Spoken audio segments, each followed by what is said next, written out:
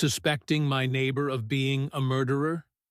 So this is a bit out there, but I honestly can't shake the feeling that something is very wrong with my neighbor. I've been living in my house for about 3 years now, and everything's been fine up until recently. My neighbor, let's call him Tom, has lived next door for about a year, and at first I thought he was just a regular guy, keeps to himself, doesn't bother anyone. But then, a few months ago, I started noticing some strange things.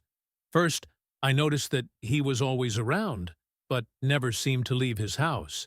I mean, we'd have weeks where I'd never see him go out. I thought maybe he worked from home or something, but it felt off. He'd sometimes be outside, but always at odd hours, and the way he would quickly duck inside whenever I waved just felt strange. Then, I started hearing weird noises coming from his place at night. I'm talking thumping, dragging sounds, almost like furniture being moved.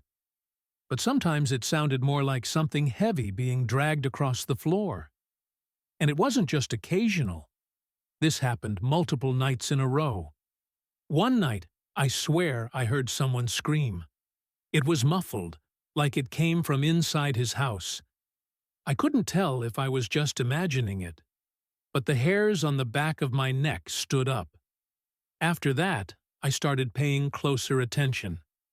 I'd notice him coming and going at weird hours, looking disheveled, like he'd been up all night. His car would be parked in front of his house for days at a time.